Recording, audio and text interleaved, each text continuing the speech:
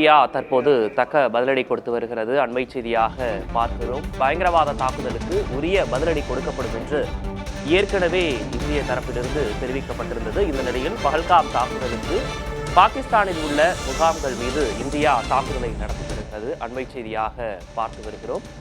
இன்றைய தினம் பாதுகாப்பு ஒத்திகை நாடு முழுவதும் நடைபெற இருந்த நிலையில் தற்போது பாகிஸ்தான் பயங்கரவாதிகள் முகாம் மீது இந்தியா தற்போது தாக்குதல் நடத்தி வருகிறது. ஆரம்ப கட்ட தகவல்கள் தற்போது வெளியாகி வருகின்றன. ஜம்மு காஷ்மீர் மாநிலம் பஹல்காமில் ஏப்ரல் 22 பாகிஸ்தான் தாக்குதல் நடத்தியிருந்த நிலையில் தற்போது அதற்கு உரிய பதிலடியாக இந்த நடவடிக்கை பார்க்கப்படுகிறது. ஆபரேஷன் சிந்தூர் என்ற நோக்கத்தில் இந்த தாக்குதல் நடைபெற்று வருகிறது. பஹல்காம் தாக்குதல் எதிரொலியாக பயங்கரவாத முகாம்களை குறிவைத்து இந்திய ராணுவத்தினர் தற்போது பதிலடி தாக்குதல் நடத்தி வருவதாக ஆரம்ப கட்ட தகவல்கள் வெளியாகின்றன.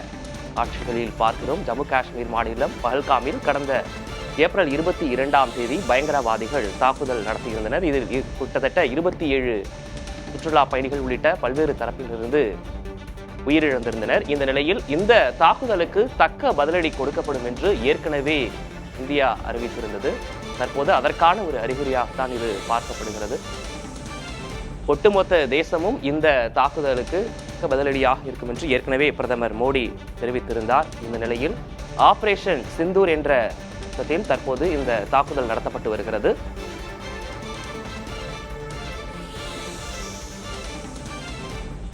தற்போது நமது இணைப்பில் பாதுகாப்புத்துறை ஆசிரியர் மாரிமுத்து இணைந்திருக்கிறார். அவரிடம் பேசலாம். சார் வணக்கம். வணக்கம் சார், இன்று நாடு முழுவதும் பாதுகாப்பு ஒத்திகை நடைபெறுவதாக இருந்தது. இந்த தருணத்தில் இந்தியா தக்க பதிலடி கொடுத்திருப்பதாக ஆரம்ப கட்ட தகவல்கள் வெளியாக இருக்கின்றன. உங்களுடைய முதற்கட்ட பார்வை. இந்த இன்றைய இந்த போர் நடவடிக்கை ஒரு சாதாரண ஒரு குறிப்பிட்ட அளவிலான ஒரு தாக்குதல் ஆகும். மேலும் இது இரண்டாவது சர்ச்சிக்கல் ஆபரேஷன் என்று கூட நம்ம இதை கருதலாம். ஒரு சர்ச்சிக்கல் வார் தான், ரொம்ப பெரிய லார்ஜ் வார்லாம் கிடையாது. இந்த வார் மூலமா இந்தியா தன்னுடைய வலிமை பாகிஸ்தானுக்கும் சரி மற்ற நாடுகளுக்கும் தீவிரவாத அமைப்புகளுக்கு காட்டுறதுக்கான ஒரு தருணமா பயன்படுத்திக் கொள்வாங்க. இந்த தாக்குதல்ல எந்த விதமான வெப்பன் ஆயுதங்கள் பயன்படுத்தியிருக்காங்க, எந்த விதமான போர் விமானங்கள் பயன்படுத்திருக்காங்க தகவல் அது ஒரு குறிப்பிட்ட கால இடைவெளியில இந்தியா கண்டிப்பா உலகத்தை தெரிவிக்கும். ஏன்னா இந்த ஆயுதங்களுடைய தரம், அந்த போர் முறைகள், போர் உத்திகள் எல்லாத்தையுமே இந்தியா ஒரு சர்வதேச அளவில் ஒரு வெளிப்படையான ஒரு தாக்குதலை தான் பண்றாங்க. ஏன்னா நம்மளுடைய திருப்பி தாக்குதல் நமக்கு எதிராக எந்த ஒரு சர்வதேச நாடுகளோ இல்லாட்டா சர்வதேச அமைப்புகளையோ நமக்கு எதிராக எந்த விதமான ஒரு ஒரு ரெசல்யூஷன் பாஸ் பண்ணிடக்கூடாது அப்படிங்கிறதுக்காக இந்தியா எல்லாமே வெளிப்படையா இந்த ஒரு போரை நடத்துது. இது இந்தியாவை நடத்த வேண்டிய ஒரு தேவையான போர் தான். ஆனா இது ஒரு குறிப்பிட்ட காலவெளிக்குள்ள முடிச்சா இந்தியாவுக்கு மிகப்பெரிய ஒரு நல்ல பேரும் பொருளாதார பலனும் கிட்டும். கண்டிப்பா இந்த போர் மூலமா இந்தியாவுடைய போர் உத்திகளும் சரி, ராணுவ தளவாட தரமும் சரி உலகத்துக்கு தெரிய வருங்கிறது இந்தியாவுடைய ஒரு எண்ணமாகவும் இருக்குது. மற்றும் பாகிஸ்தானுடைய அந்த தற்போதைய அந்த பாகிஸ்தான் ஆக்கிரமித்து இருக்கிற அந்த காஷ்மீர் பகுதியாகட்டும், இல்லாட்டா பாகிஸ்தான்ல இருக்கிற தீவிரவாத அமைப்பு கூடாரங்களா இருக்கட்டும், எல்லாமே ஒரு குறிப்பிட்ட நாட்கள்ல ஒரு தகவல் சேகரிச்சுதான் இது ஒரு பிளான்டா நம்ம இந்த ஸ்ட்ரைக் இருக்குது. இது நம்ம அதனால இது இரண்டாவது சர்ச்சிக்கல் ஸ்ட்ரைக்னு சொல்லலாம். எப்படின்னா ஒரு குறிப்பிட்ட அளவுல ஒரு குறிப்பிட்ட டார்கெட்ல மட்டும் தான் நம்ம பாம் பண்ணியிருக்கோம். ஒரு 9 இடத்துல சொல்லியிருக்காங்க அந்த ப்ரெஸ் ரிலீஸ்ல. ஆபரேஷன் சேர்ந்துருங்கிறது ஒரு சின்ன ஸ்ட்ரைக் லெவலான ஒரு போடு தான். ஒரு குறிப்பிட்ட அளவுக்கு தான் போர் பண்ற மாதிரி அவங்க ஒரு எண்ணத்துல தாக்குதல் நடத்திருக்காங்க. வேற எந்தவித பாகிஸ்தானுடைய எந்தவித மிலிட்ரி தொடர்பான இடங்களையோ அவங்க தாக்குதல் இல்லை. அவங்க குறிப்பா அவங்களுக்கு எந்தெந்த இடத்துலாம் சஸ்பெஷன் இருக்கோ அந்த இடத்துல மட்டும்தான் தன்னுடைய தாக்குதலை தெரிவிச்சிருக்காங்க. இது ஒரு வெளிப்படையான தாக்குதல். நாங்க அந்த விதமான பாகிஸ்தானுடைய ராணுவ முகாம்களையோ இல்லாட்டா சிவிலியனுடைய பகுதியிலே நாங்கள் இந்த தாக்குதல் நடத்தலை. எங்களுடைய தாக்குதல் எல்லாமே எங்களுடைய எதிரியான அந்த ஸ்டேட்டுக்கு ஆதரவோடு நடக்கிற அந்த தீவிரவாத முகாம்களை தான் நாங்கள் தாக்குவோம்னு சொல்லி இந்த தீவிரவாத முகாம்களை தன்னுடைய உளவு தகவல் மூலமாக திரட்டப்பட்ட அந்த பகுதியில் மட்டும்தான் தன்னுடைய தாக்குதலை இந்தியா தெளிவாக ஒரு குறிப்பிட்ட அளவுக்கான ஒரு லிமிட்டட் வாரா தான் இது வந்து நடத்துது. இது இந்த தாக்குதல் வந்து மறுபடியும் வந்து பாகிஸ்தானுடைய ரெஸ்பான்ஸை பொறுத்தோ இல்லாட்டா வந்து அவங்களுடைய சேதார மதிப்பீடும் எந்த அளவுக்கு இருக்குங்கிறது வந்து பாகிஸ்தானுடைய நாளைய செயல்பாடு இல்லாட்டா அதனுடைய திருப்பி தாக்குதல் ஏதாச்சும் இருந்தால் வந்து இந்தியா மறுபடியும் இன்னும் வந்து போர்ஸை உள்ள இறங்குறதுக்கான வாய்ப்பு அதிகமாக இருக்குது. அதே மாதிரி இந்த தாக்குதல் மூலமா வந்து தெற்காசிய பிராந்தியத்திலையும் சரி மற்ற ஆசிய பிராந்தியத்திலையும் தன்னுடைய ராணுவ வலிமையை வந்து மறுபடியும் நிரூபிக்க வேண்டிய கட்டாயத்தில் இருக்காரு பிரதமர் மோடி அவர்கள். மற்றும் வந்து அமெரிக்கா ஐரோப்பிய கூட்டம் வந்து இப்போ வரைக்கும் உலக அளவில் வேற எந்தவித பிரச்சனைகள் இல்லாதனால எல்லாருமே வந்து இந்தியாவுக்கு ஆதரவாக, ஏன்னா வந்து இந்தியா வந்து மற்ற நாடுகளுடைய ஆதரவை பெற வேண்டியதாக வந்து முக்கியமாக வந்து தீவிரவாத அமைப்புகள் அந்த கூடாரங்கள் வந்து மட்டும்தான் தாக்குதல் நடத்திருக்காங்க. அதான் ஒரு குறிப்பிட்ட அளவில் நம்ம பாராட்டி பேச வேண்டிய ஒரு ஒரு நிகழ்ச்சி. ஏன்னா வந்து எந்தவித ஒரு மறைமுகமான இல்லாட்டா வந்து ரகசிய தகவலும் இல்லாமல் நேரடியாக நாங்கள் இதைத்தான் வந்து எங்களுடைய ஒரு தாக்குதலுடைய நோக்கம் அப்படிங்கிற ஒரு தெளிவான ஒரு பார்வையினுடைய இந்த தாக்குதல் இருக்குது. ஆனால் இந்த தாக்குதலுடைய வீரியம் இதனுடைய வெற்றி வந்து எந்த அளவுக்கு இருக்குங்கிறது வந்து நாளை நாளை நாளை நாளை மறுநாள் வந்து கண்டிப்பாக தெரியும். ஏன்னா வந்து மற்ற நாடுகள் வந்து இந்தியாவுடைய தாக்குதலை வந்து நேரடியாக பார்ப்பாங்க. அவங்களுடைய தொலைநோக்கு இந்த சாதனங்கள் மூலமா அதனுடைய அடிப்படையில் வந்து இந்தியா எந்த அளவுக்கு வந்து ஒரு ப்ரிசிஷனான ஒரு அட்டாக் நடத்திருக்காங்க. இந்த தாக்குதல் மூலமா இந்தியாவுக்கு வந்து ஒரு விதமான பேர் வந்து சர்வதேச அளவில் கிடைக்கணும். அதே மாதிரி பாகிஸ்தானுக்கு தன்னுடைய தக்க பதிலடியா வந்து இந்த குறிப்பிட்ட அளவிலான இந்த ஆபரேஷன் செந்தூர் அப்படிங்கிற இந்த போர் நடவடிக்கை மூலமா தன்னுடைய ஒரு குறிப்பிட்ட அளவிலான ஒரு போர் நடவடிக்கை வந்து பெரிய அளவுக்காக இல்லாட்டா வந்து ஒரு மாதமா 2 மாதமா நடக்காது. எனக்கு பொறுத்தளவுக்கு வந்து இது வந்து ஒரு குறிப்பாக ஒரு வாரத்துக்கு வேணா நடக்கும் கண்டிப்பா. ஏன்னா குறிப்பிட்ட இன்னும் வந்து நிறைய லொக்கேஷன் வந்து அவங்க மார்க் பண்ணி வச்சிருப்பாங்க. இந்த 9 இடம் மட்டும் கிடையாது. எப்படி வந்து ஒரு 25 இடமாவது அவங்க வந்து கண்டிப்பா வந்து அட்டாக் பண்ணுவாங்க. இன்னும் ஒரு வாரத்துக்கான வாய்ப்பு இருக்குது கண்டிப்பா. அமெரிக்கா மற்ற ஐரோப்பிய நாடுகள் வந்து ஏற்கனவே வந்து இந்த தகவல்லாம் வந்து அவங்க கிடைச்சிருக்கும். இந்த மாதிரி இந்தியா வந்து தீவிரமாக தான் தாக்க போகுது. அதனால தான் அவங்க வந்து எந்த விதமான ஒரு எதிர்கருத்துக்களை வந்து வெளியிடாம இருக்காங்க. இந்தியாவுக்கு பக்கமா ஆதரவா இருக்கணும். பிகாஸ் அவங்களுக்கு தீவிரவாதத்தை பற்றி அவங்களுடைய அனுபவம் இருக்கனால அதற்கான ஆதரவா வந்து தன்னுடைய அமைதியை வந்து வெளிப்படுத்துறாங்க. சைனா ரஷ்யா நாடுகள் வந்து ஏற்கனவே வந்து இந்தியாவுக்கு ஆதரவா இருக்கிறாங்க. சைனா வந்து பாகிஸ்தானுக்கு ஆதரவா இருக்கு. பட் ஆனால் ரஷ்யா வந்து கண்டிப்பா வந்து இந்தியாவுடைய இந்த தீவிரவாத தாக்குதலுக்கு ஆதரவா தான் இருக்கும். இந்த ஆபரேஷன் செந்தூர் அப்படிங்கிற இந்த நடவடிக்கை வந்து இன்னைக்கு தான் ஆரம்பிச்சிருக்குது. இது பெரிய அளவுக்கு இருக்கக்கூடாது. ஒரு சின்ன அளவுல தக்க ஒரு தீவிரவாத முகாம்களை அளிக்கிற ஒரு நோக்கத்துல ஒரு குறிப்பிட்ட அளவு ஒரு சேதாரத்தை அவங்க கொடுத்தா மட்டும் இந்தியாவுக்கு வந்து ஒரு சர்ச்சைகள் 2வது சர்ச்சைகள் போருங்கிற அளவுல மிகப்பெரிய ஒரு அரசியல் மற்றும் ராணுவ வெற்றியா இருக்குங்கிறது என்னுடைய நம்பிக்கை. நிச்சயமாக சார். பகல்காம் தாக்குதலுக்கு தக்க பதிலடியாக இது பார்க்கப்பட்டு வரக்கூடிய நிலையில் கடந்த 2-3 தினங்களாக நம்ம தொடர்ச்சியாக பார்த்துட்டு இருக்கோம் சார். பிரதமர் மோடி தலைமையில் உயர்மட்ட ஆலோசனை குழுலாம் நடந்தது. அஜித் தோவல் உள்ளிட்ட முக்கிய ஆலோசகர்கள்லாம் வந்து பேசி ஒரு முடிவை எடுத்திருப்பாங்க. இப்போ இந்த ஆபரேஷன் செந்தூரில் என்னென்ன விஷயங்கள் எல்லாம் வந்து அவங்க பேசியிருப்பாங்க, பின்னாடி வந்து என்னென்ன விஷயங்கள்லாம் சார் நடந்திருக்கும்? இல்லை, இந்த இந்த இந்த ஆப்ரேஷன் செந்துங்கிறது வந்து நம்ம எல்லாருமே வந்து எதிர்பார்த்த மாதிரி 2 வாரமா கிட்டத்தட்ட வந்து எல்லாருமே எதுவும் நடக்க போறாங்க. ஒரு நேரடி தாக்குதல் பாகிஸ்தானுடைய ராணுவ முகங்களை தாக்க போறாங்களா, இல்லை வந்து எந்த மாதிரியான இல்லாட்டா அதனுடைய அணு ஆயுதங்கள் கூடங்களை தாக்க போறாங்களா, இல்லை அணுசக்தி நிலையங்களை தாக்க போறாங்களா, இல்லை எந்த மாதிரியான நிலையங்கள் ஸ்ட்ராட்டஜிக் லொக்கேஷனை தாக்க போறாங்களாங்கிறது வந்து எல்லாருமே எதிர்பார்த்துட்டு இருந்தோம். ஆனால் வந்து மோடி அரசாங்கம், பிரதமர் மோடியினுடைய அவருடைய உயர்மட்ட குழு எல்லாருமே வந்து மிக தெளிவா வந்து தன்னுடைய இந்த ஆபரேஷன் செந்துங்கிறது வந்து குறிப்பிட்ட தீவிரவாத முகாம்களை மட்டும் தேர்வு செய்யப்பட்டு அதனுடைய இலக்குகளை நிர்ணயித்து அதை வந்து குறிப்பிட்ட கால அளவில் வந்து இதுதான் வந்து இந்த தாக்க வேண்டிய பகுதிங்கிறத வந்து நல்லா ஆராய்ந்து தான் வந்து இந்த தாக்குதலை ஆரம்பிச்சிட்டாங்க. இது வந்து அவங்க வந்து எல்லா பாகிஸ்தான் முழுக்க வந்து பொதுவான ஒரு தாக்குதல் கிடையாது. எந்த விதமான சிவிலியன் பகுதியோ இல்லாட்டா பாகிஸ்தான் ராணுவ முகாம்களை கூட அவங்க தாக்கல. தெளிவா இருக்காங்க இந்திய அரசாங்கம் வந்து நம்ம வந்து இந்த வாரம் வந்து ரொம்ப எஸ்கலேஷன் பண்ணக்கூடாது, இதை வந்து ஒரு குறிப்பிட்ட அளவில் இந்த நடவடிக்கை வந்து நிப்பாட்டணும் அப்படிங்கிறதுனால இந்த 9 இன்னைக்கு வரைக்கும் 9 இன்னைக்கு அட்டாக் பண்ணியிருக்காங்க.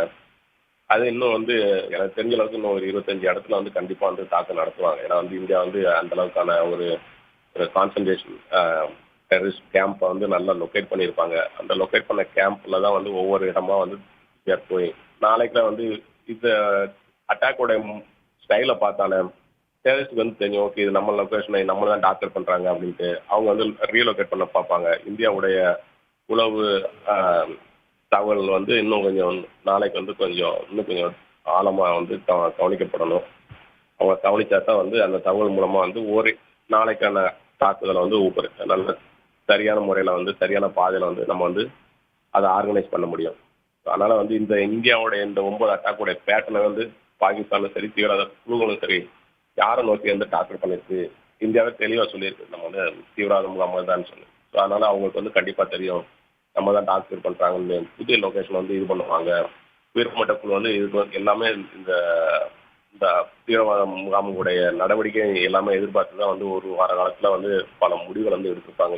இந்த மாதிரி அட்டாக் நடந்தால் வந்து இந்தியா தாக்குதல் பண்ணால் எந்த மாதிரியான ரியாக்ஷன் வந்து பாகிஸ்தானில் வரும். குறிப்பாக வந்து பாகிஸ்தானுடைய இராணுவ தலைவர்கள் உயர்மட்ட இராணுவ அமைப்புலையும் சரி ஐஎஸ்ஐ அமைப்புலையும் சரி இல்லாட்டா பாகிஸ்தான் இராணுவ உயர்மட்ட தலைவர்களும் சரி எந்த மாதிரியான ஒரு ரியாக்ஷன் பண்ணுவாங்க அப்படிங்கிறது தான் வந்து இந்தியாவுடைய சைடு வந்து கண்டிப்பாக எல்லாமே யோசிப்பாங்க, ஆலோசனை பண்ணியிருப்பாங்க. நம்ம ஆலோசனை பண்ணாமல் இவ்வளோ பெரிய ஆப்ரேஷனை வந்து இவ்வளோ பெரிய மூவ்மெண்ட்டில் தயார் பண்ண மாட்டோம்.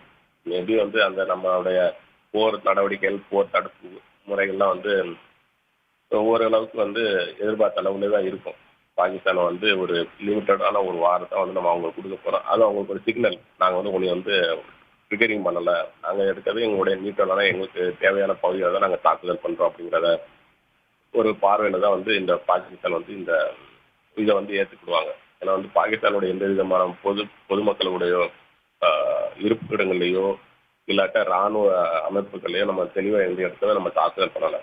முழுக்க முழுக்க வந்து தீவிரவாதங்களை மட்டும்தான் தாக்கணும்னு சொல்லி இந்தியாவுடைய உயர்மட்ட குழு நம்ம நினைக்கிறோம் இல்லையா, இராணுவ அதிகாரிகளாக இருக்கட்டும் இல்லாட்டா பாதுகாப்பு உளவுத்துறை அமைப்புகளாக இருக்கட்டும் அவங்க மிக தெளிவாக வந்து முடிவில் இருக்காங்க. அதை வந்து கொள்கையாகவே பிரதமர் மோடியோட அரசாங்கம் வந்து தெளிவாகவே இருக்காங்க. நம்ம வந்து பொதுமக்களுக்கோ இல்லாட்டா அரசாங்க அமைப்புகளோ நம்ம தாக்கல் பண்ணக்கூடாது அப்படிங்கிறதுனால தெளிவாக இருக்கனால இந்த ஒரு ஆப்ரேஷன் செஞ்சுங்கிறது ஒரு மிக திட்டமிட்ட ஒரு குறிப்பிட்ட அளவிலான ஒரு சிறிய போர் நடவடிக்கையாக தான் இருக்கும். நம்முடைய பதில் தாக்குதல் தேர்ந்தெடுக்கப்பட்ட குறிப்பிட்ட அந்த தீவிரவாத முகாம்கள் மட்டும்தான் என்னுடைய போர் நடவடிக்கையுடைய ஒரு ஒரு ஒரு உத்தியாக இருக்கும், போர் உத்தியாக இருக்கும். நம்முடைய பொதுமக்களையோ பாகிஸ்தான பொதுமக்களையோ பாகிஸ்தானுடைய அரசு நிறுவனங்களையோ ராணுவ நிறுவனங்களையோ நம்ம இங்கே வரைக்கும் தாக்கலை. இந்த 9 இடத்துல இது வந்து நாளை பாகிஸ்தானுடைய அவங்களுடைய ரியாக்ஷனை பொறுத்து தான் வந்து இந்தியாவுடைய அடுத்த கட்ட தாக்குதல் இருக்கும். ஆனால் அடுத்த கட்ட தாக்குதலுமே தொடர்ச்சியாக வந்து நம்ம வந்து எனக்கு தெரிந்து இந்தியா மறுபடியும் வந்து தீவிரவாத முகாம்களை நாளையும் வந்து தாக்கல் தொடருவாங்கன்னு தான் என்னுடைய எண்ணம் தோணும். ஏன்னா வந்து 9 இடத்துக்காக இவ்வளோ பெரிய ஆப்ரேஷன் வந்து நடத்த மாட்டோம். அடுத்தலாம் வந்து ஒரு குறிப்பிட்ட அளவுக்கு நம்ம வந்து எப்படி இஸ்ரேல் நாடு வந்து குறிப்பிட்ட அளவுக்கு ஹமாஸ் இயக்கத்தை வந்து இது பண்ணினாங்களோ ஒடுக்குனாங்களோ அதே மாதிரி பாகிஸ்தானில் இருக்கிற தீவிரவாத முகாம்களை ஒடுக்கணுங்கிற ஒரு முடிவில் தான் அவங்க இருக்காங்க. அதனால தான் தெளிவாக நாங்கள் வந்து பாகிஸ்தானுடைய தீவிரவாத குழுக்களை மட்டும் தான் தாக்குதல் பண்ணுறோம் அப்படின்னு அவங்க இறங்கி வந்து நம்ம தாக்குதல் பண்ணிட்டு இருக்கோம். இந்த தாக்குதல் வந்து ஒரு நல்ல ஒரு திட்டமிட்ட நல்ல ஒரு கால்குலேட் பண்ண ஒரு தாக்குதலாக அவங்க வந்து வெளிப்படுத்தணும் அப்படிங்கிற ஒரு முடிவில் இருக்காங்க.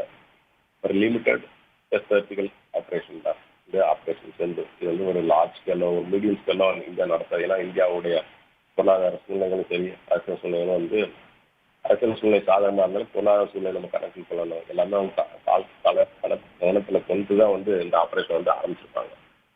அதுவும் அதனால வந்து இந்த உயர்மட்ட குழுங்கிறது வந்து பொருளாதார ரீதியாக இருக்கட்டும் சரி இல்லாட்டா வந்து ராணுவ ரீதியாகவே எல்லா தலைவ பார்வையில் அழைச்சி ஆராய்ந்த பின்னர் தான் இந்த தாக்குதலை வந்து ஆரம்பிச்சிருப்பாங்க.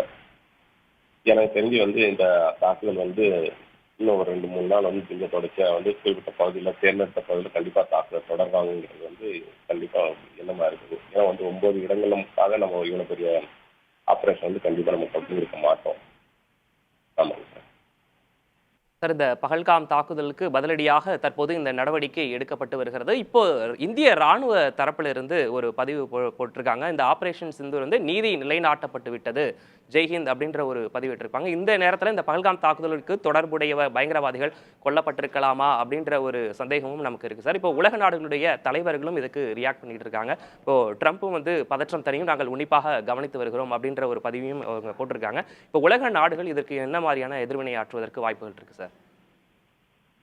உலக நாடுகள் குறிப்பா வந்து அமெரிக்க, ஐரோப்பிய நாடுகளா இருக்கட்டும் சரி, ரஷ்யாவும் சரி, இந்தியாவுக்கு ஒரு வெளிப்படையான ஒரு ஆதரவை தான் இந்த விஷயத்துல வந்து தெரிவிக்கிறாங்க.